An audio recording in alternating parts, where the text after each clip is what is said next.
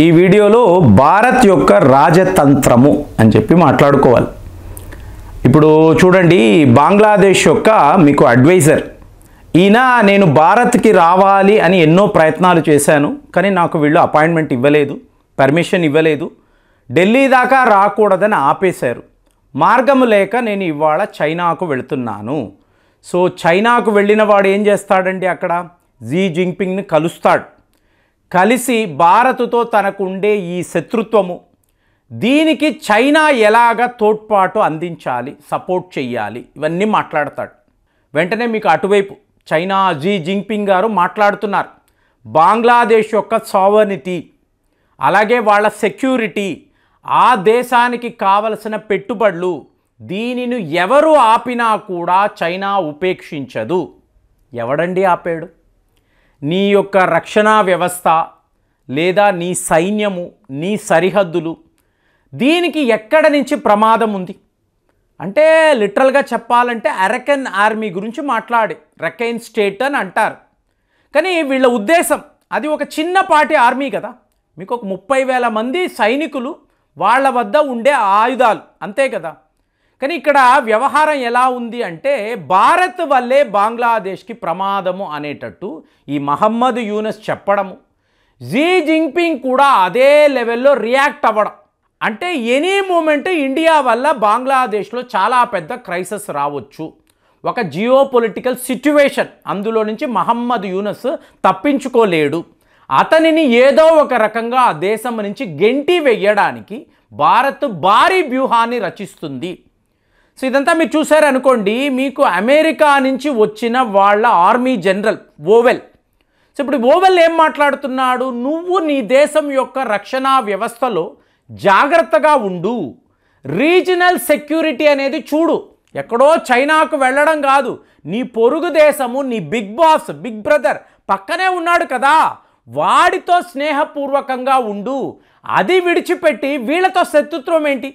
వచ్చిన వాడికి వీళ్ళు ఏదో కంప్లైంట్ చెప్పాలా అనుకున్నారు, కానీ అతను ఏం చేస్తున్నాడు, ఒరే నువ్వు భారత్తో బాగుండరా, నీ సమస్యలు తీరిపోతాయి, ఇంతకాలము షేక్ హసీనా ఇదే కదా చేస్తూ వస్తున్నారు, ఆ మాత్రం జ్ఞానము లేదా, నీకు విడి అజెండా ఉందా, నువ్వు నీ దేశము గురించి ప్రజల గురించి కదా ఆలోచించాలని ఇతను కూడా, అమెరికా యొక్క ఆర్మీ జనరల్ కూడా ఇదే మాట్లాడేటప్పటికీ మీకు ఈ కుళ్ళు బుద్ధి, కుట్ర పన్నేవాడు ఒక తీవ్రవాది, వీడి ఆలోచన ఎలా ఉంటుంది, ఇండియాను దెబ్బ కొట్టాలి అంటే ఇంకొక తీవ్రవాది దగ్గరికి వెళ్ళాలి, ఆ తీవ్రవాది చైనా నమ్ముకొని వీడు వెళ్తున్నాడు. కానీ ఇప్పుడు ఏమైంది, ఇక్కడ భారత్ యొక్క రాజతంత్రాన్ని మెల్లమెల్లగా చైనా వాళ్ళైతే లిటరల్గా ఈ వార్తలు చూసి షాక్ అయ్యారు. ఇదేంటి సడన్గా ఈ ట్విస్ట్ ఏంటి, ఇతను చైనా వెళ్ళాడండి, మీకు ఏప్రిల్ 5వ తారీఖు అంటే ఇంకొక 4 రోజుల్లో మోదీ గారు శ్రీలంక వెళుతున్నారు. చిన్న దేశము అయినా కూడా మోదీ ఏకంగా శ్రీలంక వెళ్ళడం, వాళ్ళ అధ్యక్షుడు Dissanayake, Modi happen to be the first leader to visit Sri Lanka under మీకు దశనాయక. చూడండి ఎంత పెద్ద వార్త. సో మోదీ గారు శ్రీలంకకు రావడము అనేది మీకు శ్రీలంకలో చాలా పెద్ద వార్త, ఎందుకంటే దశనాయక అనబడే వ్యక్తి జయశంకర్ గారి యొక్క శిష్యుడు, పదే పదే భారత్ వచ్చేవాడు, ఒక ప్రో ఇండియా అధ్యక్షుడు. సో ఈయన మోదీ గారికి స్వాగతం పలుకుతున్నాడు. మీకు ఎన్నో రకాలుగా డిఫెన్స్ కోఆపరేషన్స్, ఇప్పుడు డిసెంబర్ నెల 2024 ఈయన వచ్చినప్పుడు ఏం మాట్లాడాడు అంటే భారత్కు వ్యతిరేకంగా ఎవరు నిలబడినా నేను వాళ్ళని ఎదిరిస్తాను, అంటే ఇండియాకు ప్రమాదము కలిగే ఏ పనిలో కూడా మా శ్రీలంక ఉండదు, క్లియర్గా చెప్పాడు. మేము మీతోనే ఉంటాము, మీరు ఎలా చెప్తే అలా నడుచుకుంటాము, మమ్మల్ని ఒక జూనియర్ పార్ట్నర్గా కన్సిడర్ చెయ్యండి. ఇది ఒక అద్భుతమైన వార్త, అంతే కదండి. మీ పొరుగు దేశము, చాలా దగ్గరలో ఉండే ఒక దేశము, వీళ్ళతో మీరు ఇవాళ ఒక డిఫెన్స్ కోఆపరేషన్ అనేది చేసుకున్నారు అనుకోండి. డిఫెన్స్ కోఆపరేషన్ అన్నప్పుడు ఏంటి, ఇమీడియట్గా సెక్యూరిటీ, భారత్ యొక్క నేవీ, ఇండియన్ నేవీ యొక్క ఓడలు పోర్ట్ల దాకా వెళ్ళడము, అక్కడ వ్యాపారం, అంటే మలాకా స్ట్రైట్ దగ్గర శ్రీలంక అనబడే దేశము చాలా చాలా ముఖ్యమండి. ఆల్మోస్ట్ ప్రపంచ స్థాయిలో ఉండే కార్గో షిప్పులంతా కూడా ఇక్కడ ఎక్కువగా డాక్ చేస్తారు. అంటే ఒక 2 రోజులు బ్రేక్ తీసుకొని మళ్ళీ వీళ్ళు చైనా వైపు అటు నుంచి ఆసియా ఖండం వైపు వెళతారు. సో ఇండియన్ ఓషన్ రీజన్లో శ్రీలంక అనబడే దేశము చిన్న దేశమే అయినా పోర్టు పరంగా చూసారు అనుకోండి, చాలా చాలా ఇంపార్టెంట్. ఇవాళ ఇక్కడ ఒక డిఫెన్స్ కోఆపరేషన్ అన్నాము అనుకోండి, బంగ్లాదేశ్ యొక్క పాలకుడు చైనా వెళితే ఇక్కడ భారత్కి శ్రీలంక మధ్య ఒక డిఫెన్స్ కోఆపరేషన్ అనుకోండి. రేపు చైనా నుంచి అంటే ఒక స్పై షిప్ రావాలి అంటే మన పర్మిషన్ కావాలి. అలాగే చైనా వాడి నేవీ అనండి, సబ్మెరైన్స్ అనండి, వేటిని కూడా శ్రీలంక వాళ్ళు అలో చెయ్యరు, మన పర్మిషన్ లేకుండా అలో చేయరు. అలాంటి ఒక ఒప్పందాన్ని ఇవాళ మోదీ గారు దశనాయక వెయ్యబోతున్నారు అన్నప్పుడు చైనా వాడికి ఎలా ఉంటుంది? వాడి దృష్టి అంతా కూడా ఏంటి, ఇండియన్ ఓషన్ రీజన్లో తన ఆధిపత్యము కావాలి అని మనతో పోరాటం చేస్తున్నాడు, మనల్ని ఛాలెంజ్ చేస్తున్నాడు. ఇవాళ వరకు కూడా ఇది వాడు చెయ్యలేకపోతున్నాడు. మీకు ఇండియన్ ఓషన్ చుట్టూరుతో ఉండే దేశాలంతా కూడా మనకి ఎక్కువగా సపోర్ట్గా నిలబడడం, అంటే లాస్ట్ 10 ఏళ్లలో గమనించారనుకోండి, ఆఫ్రికా దేశాలు, అలాగే మీకు మొరీషియస్, ఒక్క మాల్దీవ్స్లో మాత్రమే తేడా అయ్యింది.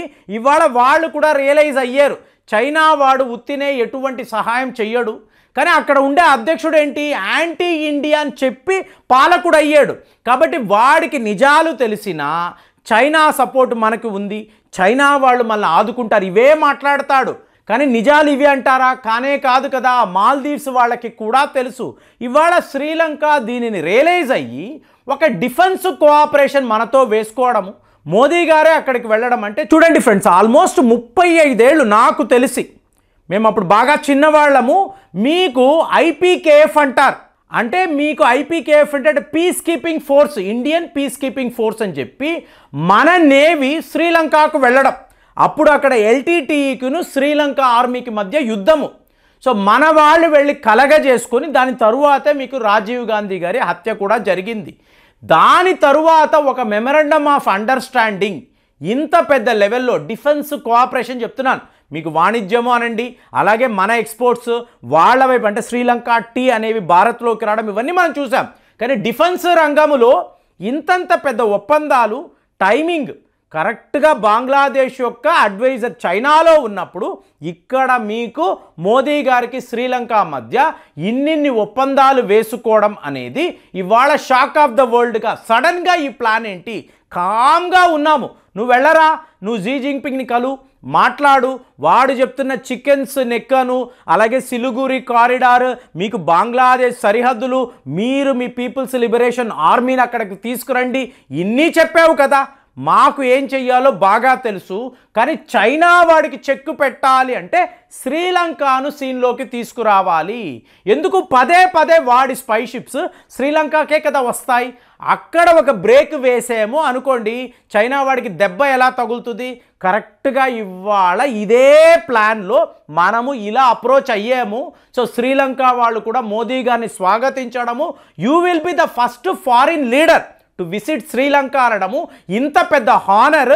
సో ఇది ఒక చారిత్రాత్మకమైన ఒక సంఘటనగా వాళ్ళు అభివర్ణిస్తున్నప్పుడు బంగ్లాదేశ్కి చైనాకు మధ్య ఒక రకమైన అలజడి, నువ్వు ఇలా ఎత్తు వేస్తే మా వ్యూహం ఇలా ఉంటుంది, మా స్ట్రాటజీ ఇలా ఉంటుంది, నిన్ను ఎక్కడ దెబ్బ కొట్టాలో మాకు బాగా తెలుసు, నువ్వు సిలిగురి అంటావు, చికెన్స్ నెక్ అంటావు, మేము ఇక్కడ శ్రీలంక అంటామని చెప్పి ఇటువైపు ఉండే శ్రీలంక బటన్ని ఇవాళ భారత్ నొక్కడముతో మీకు ఒక్కసారిగా చైనా బంగ్లాదేశ్లో బాబో ఇదా వీళ్ళ రాజతంత్రము, మోదీ యొక్క మాస్టర్ స్ట్రోక్ ఇక్కడ ఇలా కొట్టారా, అదే కదా ఆలోచిస్తున్నాము, మనం వెళుతున్నాము అంటే ఒక్క వార్త కూడా లేదు, మరి సడన్గా వీళ్ళు ఎందుకు ఇలా రియాక్ట్ అవుతారంటే అంతా కూడా ఒక పకడ్బందీ ప్లాన్ ఉంటుందండి, దాని ప్రకారమే వీళ్ళు చేస్తారని ఇవాళ కూడా మళ్ళీ ప్రూవ్ అయింది. మరి ఇలాగా భారత్ శ్రీలంక మధ్య డిఫెన్స్ కోఆపరేషన్, ఇప్పుడు దీని గురించి ఆలోచించారు అనుకోండి, టోటల్ శ్రీలంకకు కావలసిన రక్షణ వ్యవస్థ, సెక్యూరిటీ ఇవాళ భారత్ చేతిలో ఉండడం అనేది ఒక గొప్ప వార్తగా మనం చూడాలి. మరి మనం ఇచ్చిన ట్విస్ట్ ఆఫ్ ద టేల్ దీన్ని మీరు ఎలా చూస్తున్నారు? ఒక్కసారి కామెంట్స్లో రాయండి. మళ్ళీ వచ్చే వీడియోలో కలుద్దాం. జై హింద్.